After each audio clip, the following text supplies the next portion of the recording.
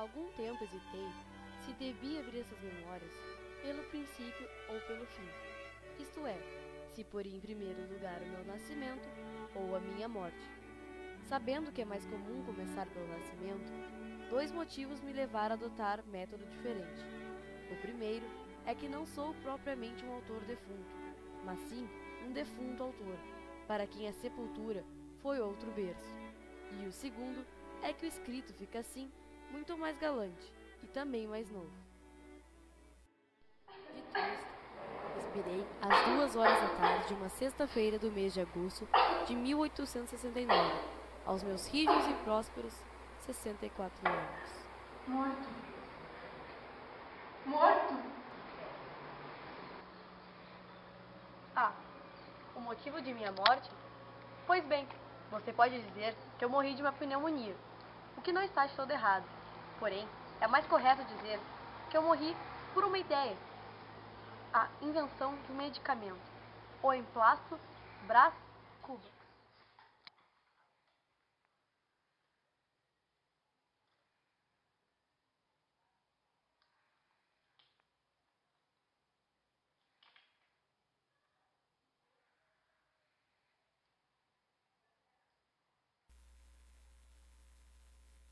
Essa ideia me enchia tanto a cabeça que um dia resolvi tomar um ar.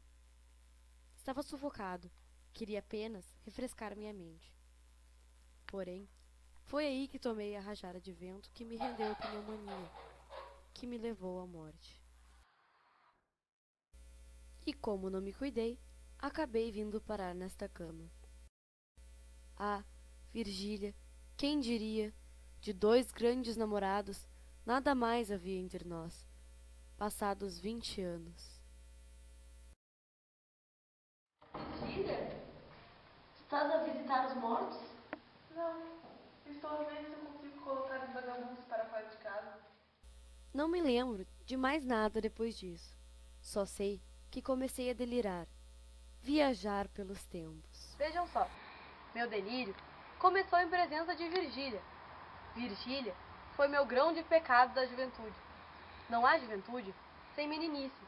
Meninice supõe nascimento. E eis aqui como chegamos nós ao dia 20 de outubro de 1805, o dia em que nasci.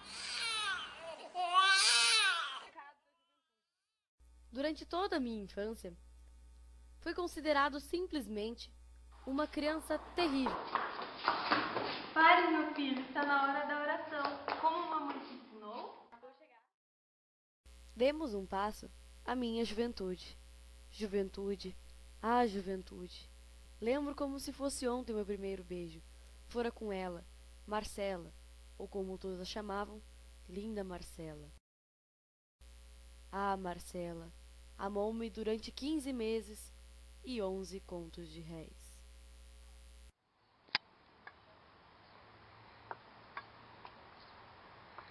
Meu pai, quando descobriu o quanto eu gastava com a meretriz, mandou-me para Portugal.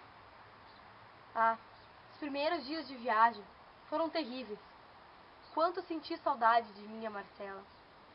Porém, aos poucos, eu fui me acostumando com a ideia de ir para Portugal. No fim, depois de algum tempo, eu acabei conseguindo meu diploma em Coimbra, mesmo não estudando tanto o quanto eu precisava. Infelizmente, pouco tempo depois, fui pego com a notícia de que minha mãe estava à beira da morte.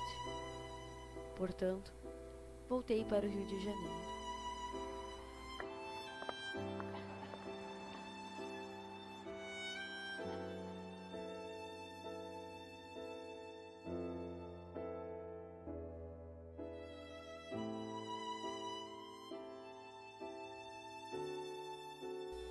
Aquela cena me petrificou.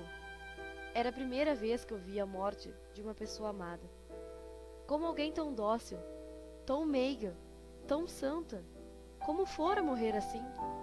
Confesso que tudo aquilo me pareceu obscuro, e eu fiquei apenas chocado.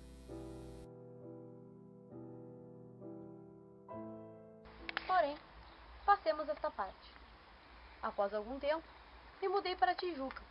E lá conheci Eugênia, filha de Eusébia, uma antiga amiga de minha mãe.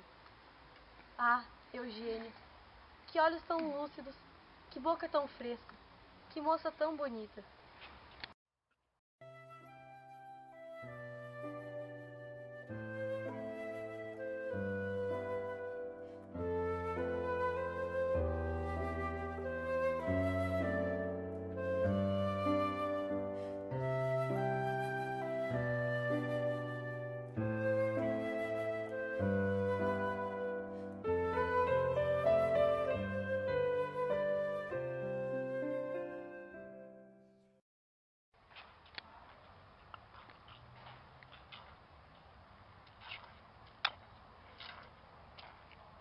Então, o que você tá achando da chácara?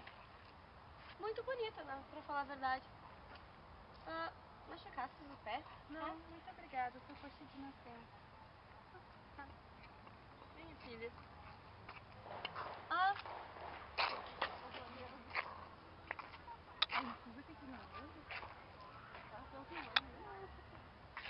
ah, os olhos tão lúcidos, uma boca tão fresca, uma moça tão bonita. Só que coxa! Por que bonita se coxa? Por que coxa se bonita? Ah, eis o escárnio da natureza. É nesse momento que duas vertentes de pensamentos vinham em minha cabeça. Uma delas era de piedade, que me desarmava diante da candura da doce garota. A outra era terror. Vai que eu passasse a amá-la e fosse depois esposá-la. Uma mulher coxa! Foi aí que eu criei coragem. Adeus. Faz bem. Faz bem fugir do ridículo de casar comigo. É, eu até tentei consertar a situação, dizer que não era por isso, mas nada adiantou. Você deve estar se perguntando, e Virgília, a senhora do começo da história, quando que ela aparecerá? Pois bem, falarei dela agora. Meu pai havia escolhido Virgília, filha do conselheiro Dutra, para ser minha esposa.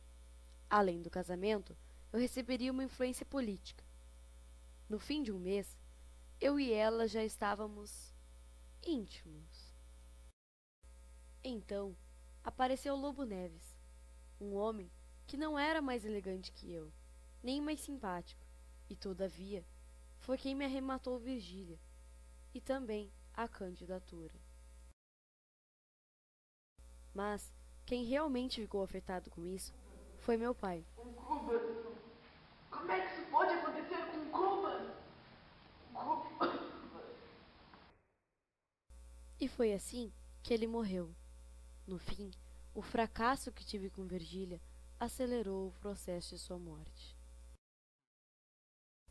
E falando em Virgília, passado algum tempo, reencontrei-a. Estava casada com o então deputado Lobo Neves e estava magnífica. A partir daí, passei a encontrá-la em bailes.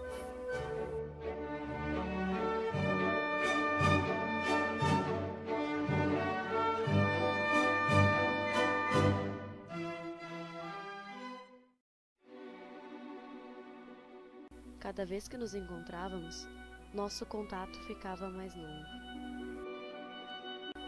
Sim, senhor, amávamos. Agora que todas as leis sociais nos impediam, agora é que amávamos deveras. Desde então, passamos a nos encontrar. Certo dia, estava a pensar na vida, quando... Aposto que o senhor não me conhece. Não me lembro. Sou Borba, Quincas Borba. Quincas Borba? Não, impossível. Foi o que eu pensei, mas realmente era ele. Não precisa lhe dizer nada. Afinal, o senhor sempre adivinha tudo. Eu sempre tive uma vida de articulações. Mas me chame, Quincas, eu posso lhe ajudar qualquer coisa, você sabe disso. Espere. Tome. Agora eu preciso ir. Adeus. Poderia agradecer mais de tarde? Por que não? Adeus e muito obrigado.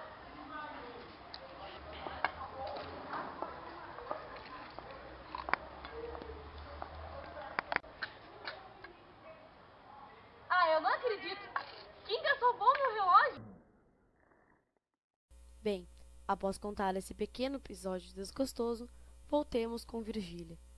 Para que Lobo Neves não desconfiasse de tantas visitas, decidimos que iríamos nos encontrar em uma casinha às escondidas, protegidos por uma velha amiga sua, Dona Plácida. Passou-se algum tempo, e então Virgília engravidou. Eu estava tão feliz por seu pai.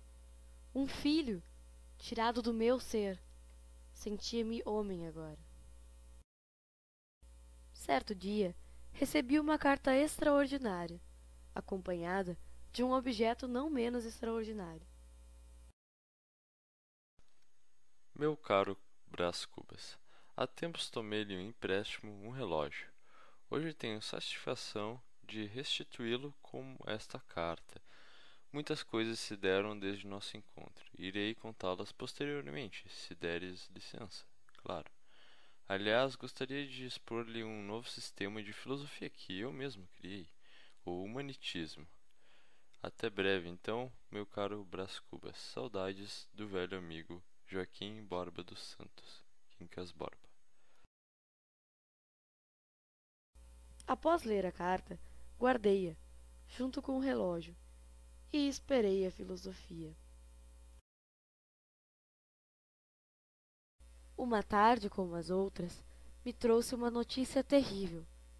Após algumas semanas de gestação de Virgília, esboroou-se todo o edifício de minhas quimeras paternais. Foi-se o embrião. Tive a notícia por boca de Lobo Neves, que me deixou na sala e acompanhou o médico à alcova da frustrada mulher. Eu e Lobo Neves conversamos por um bom tempo, até que então trouxeram-lhe uma carta.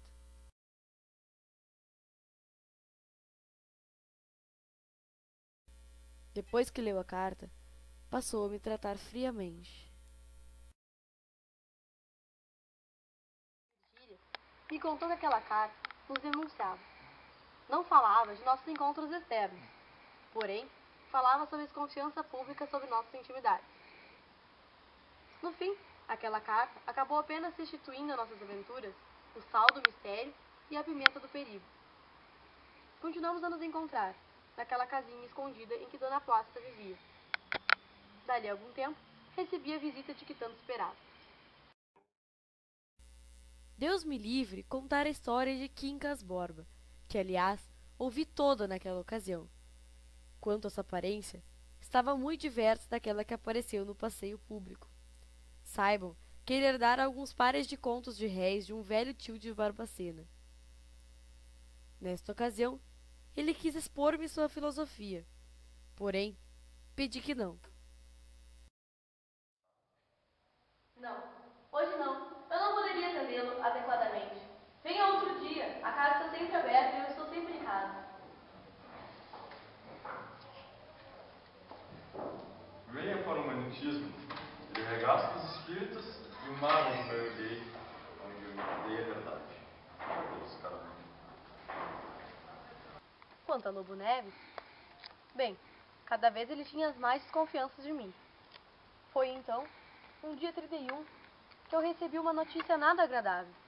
Lobo Neves fora nomeado presidente de província, e então teria que viajar com minha amada para longe de mim. Foi aí que meu romance proibido acabou. Não vi Virgília partir, mas à hora marcada senti alguma coisa que não era nem dor, nem prazer. Era tudo misturado, em iguais doses. A partida de Virgília deu-me uma amostra da viuvez. Nos primeiros dias, meti-me em casa. Era tudo: saudades, ambições, um pouco de tédio e muito devaneio solto. Porém, haviam forças que me deixavam continuar. Quincas Borba era uma das minhas forças.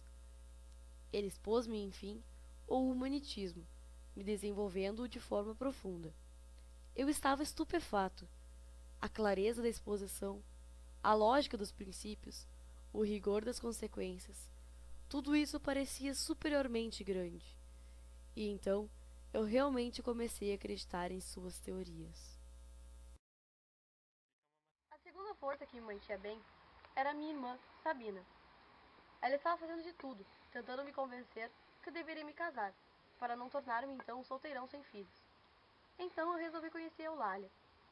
Pouco tempo, eu e ela já estávamos se dando muito bem. Porém, isso não durou muito. O epitáfio diz tudo. Vale mais do que se lhes narrasse a sua moléstia, morte, o desespero da família e o enterro. A terceira e última força era a ambição política.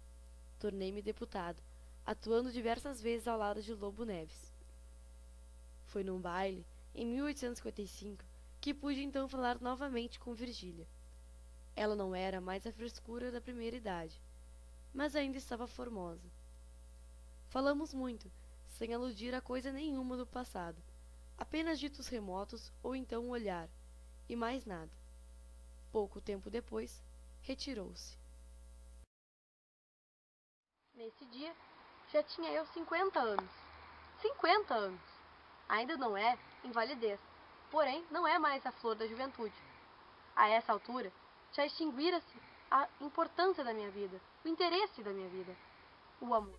Certo dia, recebi a notícia da morte de Lobo Neves, logo agora que ele já se tornaria ministro. Fui ao enterro, onde achei Virgília. Ela chorava deveras, e suas lágrimas eram verdadeiras. Após o fim da cerimônia, saí, afastando-me daquele grupo. Enquanto isso, eu pensava. Virgília traíra o marido com sinceridade, e agora chorava-o com sinceridade. Eis uma combinação difícil, que não pude fazer em todo o trajeto.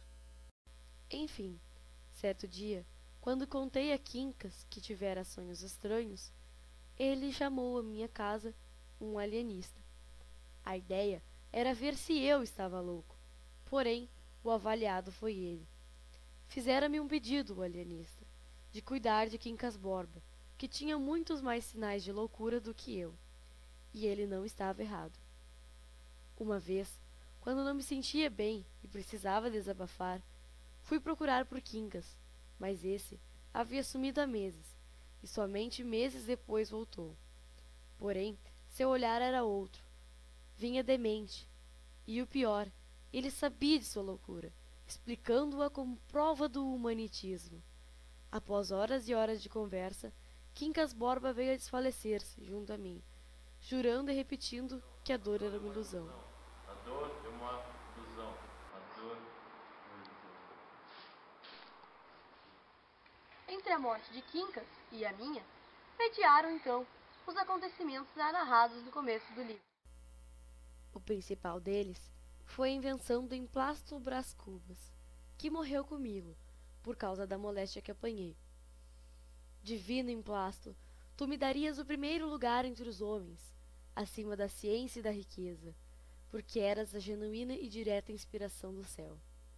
O acaso, porém, determinou o contrário, e aí vós ficais eternamente hipocondríacos. No fim, não alcancei a celebridade do Emplasto, não fui ministro, não fui califa, não conheci o casamento. Verdade é que ao lado dessas faltas, coube-me uma boa fortuna de não comprar o pão com o suor do meu rosto. Sabendo disso, qualquer pessoa imaginará que saí quite com a vida, e imaginará mal, porque ao chegar a este outro lado do mistério, achei-me com um pequeno saldo, que é a derradeira negativa deste capítulo de negativas. Não tive filhos, não transmiti a nenhuma criatura o legado da nossa miséria.